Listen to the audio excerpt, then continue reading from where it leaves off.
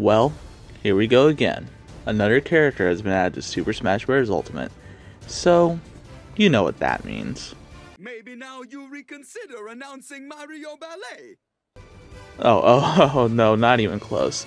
I'm your host for today, Pancake Armor Man, and to celebrate the release of Terry in Super Smash Bros. Ultimate, we'll be discussing the development and history of Super Smash Bros. For Wii U and 3DS.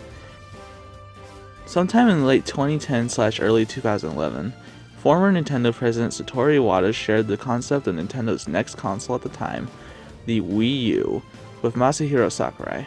When Iwata asked which platform Sakurai wanted to develop for after Kid Icarus Uprising was finished, Sakurai had an idea to develop Super Smash Bros. For both the systems, Wii U and 3DS, to be more clear. The game was announced to be coming to both Wii U and 3DS at E3 2011 before development even begun. Masahiro Sakurai himself stated that the game was announced too soon. Why is that? Well, it's believed by some that announcing a new Smash game alongside the Wii U could help generate hype for the new console. Between the initial announcement and the first gameplay trailer, the only meaningful source of new information would be that Namco Bandai would be co-developing the game. One popular rumor claimed the game would be titled Super Smash Bros. Universe, featuring classic characters on the 3DS version with modern-day characters on the Wii U. The rumor also claimed that no Earthbound or F-Zero characters would be in the game, but all this would eventually be proven false by E3 2013. I mean, come on, it's Smash Bros. You gotta have Captain Falcon and Ness. It's basically law. It's basically law by this point that you have to have Ness and Captain Falcon in a Smash Bros. Game. Gameplay for the new Smash game was shown off at E3 2013, and with it we'd get our first batch of newcomers, Villager, Mega Man, and Wii Fit Trainer. These trailers would start a trend that will continue even with Ultimate, where new characters would be revealed in a grand, unnecessarily epic trailer. Before E3 2013, Sakurai had already confirmed that Super Smash Bros. 4 wouldn't feature any story cutscenes due to fans uploading Brawl's Subspace Emissary online. He felt that the impact of the cutscenes should be experienced in-game, which is why the budget for cutscenes was instead used for CGI trailer announcing new characters. Speaking of story, Super Smash Bros. 4 was originally going to have a single-player story campaign similar to Subspace Emissary, or World of Light. Like we said already, the original plan was not to feature any cutscenes, but in the end Sakurai decided not to include a single-player campaign at all. Now, let's discuss some unused characters. Dr. Mario, Lucina, and Dark Pit were all originally going to be alternate costumes for Mario, Marth, and Pit, similar to how the Koopalings are an alternate costume for Bowser Jr. They were eventually given their own character slots as the development team wanted to add unique attributes to different characters. These included fiends like Dr. Mario's Mega Vitamins, Lucina's evenly balanced sword, and Dark Pit's electric shock arm.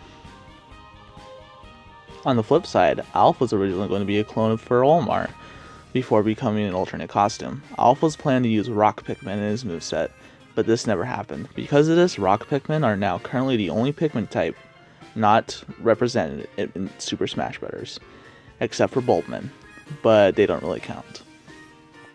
Takamaru from the mysterious Mursame Castle was originally considered to appear in Super Smash Bros. Melee, but didn't make the final cut. He was again considered for Super Smash Bros. 4, where he didn't make it into the final game. Chrom from Fire Emblem Awakening was Sakurai's first choice for a new Fire Emblem character, with him appearing in the game's initial planning documents and the full moveset planned. However, Sakurai couldn't figure out a way to make him different from Ike and Marth. He instead chose Robin for the new Fire Emblem rep, as he felt Robin offered a more distinct moveset potential. Chrom does appear in Robin's final Smash, and as a Mii Swordfire costume. He later made his Smash debut in Ultimate. Heihachi Mishima from the Tekken series, and I'm sorry if I'm pronouncing that wrong, was one of Sakurai's first choices for a Bandai Namco character. He didn't get far into development, as his Tekken moveset would have been very difficult to translate into Smash gameplay, and Pac-Man was chosen instead. Although it's amusing to think about the fact that Heihachi Mishima would appear in PlayStation All-Stars Battle Royale. Oh god, I can't say the name, stop making me say the name, Gator. He does later make a cameo appearance in Ultimate as part of one of Pac-Man's taunts. Speaking of Pac-Man, Sakurai had stated that he wouldn't include Pac-Man in the game at all, and Bandai Namco forced them to use his modern design. Alongside Snake, Pokemon Trainer, and Wolf, the Ice Climbers also didn't return for Super Smash Bros. 4. The Ice Climbers were in the original plan documents for the game, and were even fully working on the Wii U version. However, the hardware limitations of the 3DS made it very difficult to implement them into the game. Wanting to keep the roster identical between the two versions, the Ice Climbers were dropped entirely, until they returned in Ultimate. Speaking of the 3DS, that version of the game had a larger impact on the game's development than initially expected. The limited memory of the 3DS meant characters couldn't transform mid-battle. Because of this, Olimor's Pikmin were reduced to free. Zelda and Sheik were given separate character slots, along with Samus and Zero Suit Samus, and Charizard became its own character, with Ivysaur and Squirtle being dropped entirely. Sounds like a familiar situation. There is also evidence that a character from the Rhythm Heaven series would have made it into Super Smash Bros. 4. There's an unused Rhythm Heaven series emblem located near the other emblems with playable characters located in the game's files. It's all located somewhere. It's unknown who exactly was planned to appear, although the most common theory suggests it would have been the Chorus Kids. During the later periods of Super Smash Bros. 4 development cycle, Nintendo introduced the Fighter Ballot, where fans could submit characters they'd like to see appear in the series. The results of the ballot would play a large role in the follow-up game Ultimate, but we do know the 2 characters in Smash 4 that were added because of the ballot. According to Sakurai, Bayonetta was the #1 most requested character from the ballot results, presumably beating out other highly requested characters like Ridley and King K. Rool. It's worth mentioning that Sakurai specifically said Bayonetta won out of the realizable characters. This is purely speculation on our part, but it's possible that some of Ultimate's newcomers may have beaten Bayonetta in the ballot, but would have taken too much development time to be included as DLC. Alongside Bayonetta, Cloud also made it into Smash thanks to the Fighter Ballot, although not directly. Sakurai noticed that a large chunk of characters being requested in the ballot came from Final Fantasy.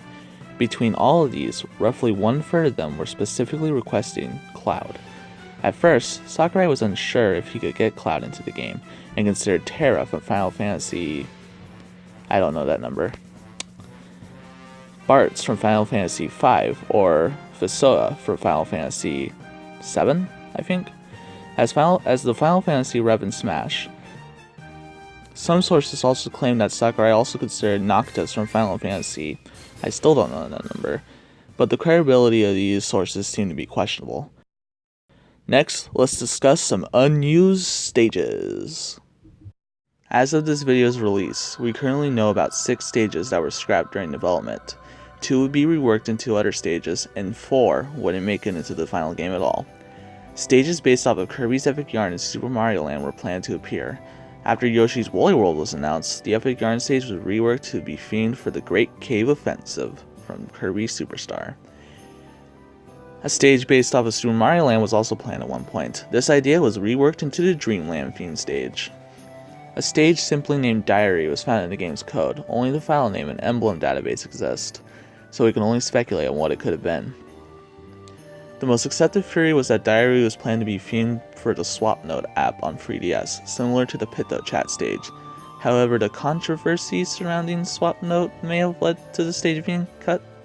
Another stage file name hints that a Brain Age themed stage was going to appear, but didn't get too far into development before being scrapped. The most noteworthy scrap stage for the game was based on Dr. Mario. No data for the stage itself exists in the final game's files, but an unused boss character based off the Dr. Mario viruses were found.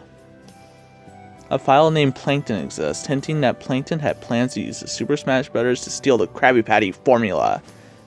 Nah, I'm only kidding. The Plankton file likely means Hanebro, I think I'm pronouncing that right, would have returned, or there would have been a new stage based off Electroplankton. You know, Electroplankton. That game nobody's played.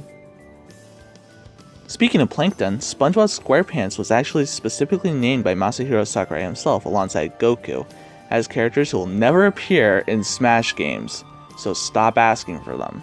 Sakurai's explanation was that the multimedia characters would be impossible to include in Super Smash Bros., so the roster will always remain exclusive to video game characters.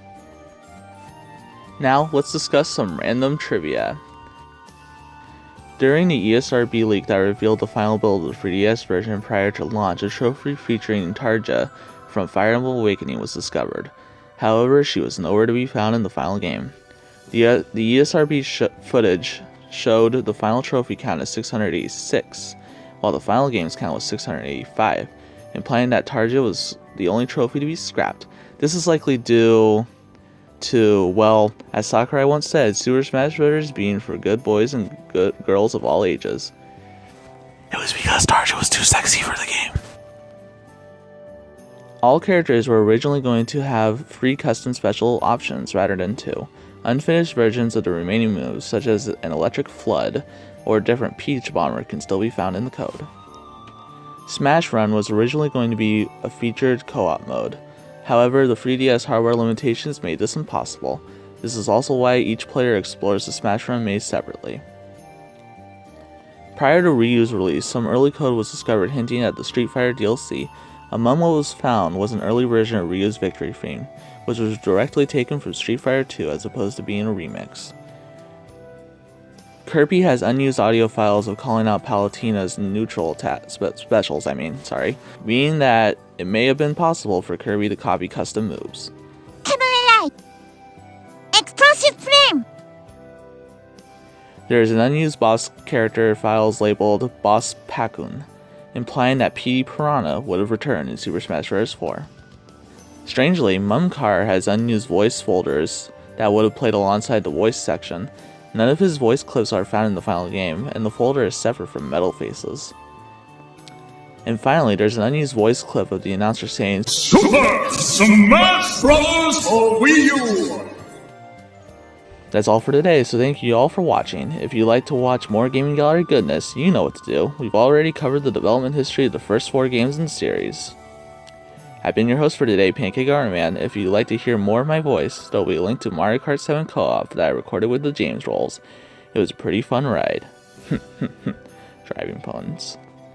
Thanks for watching this episode of the Gaming Gallery, and remember, in our hearts, we are gamers. Also, hashtag Shantae for Smash.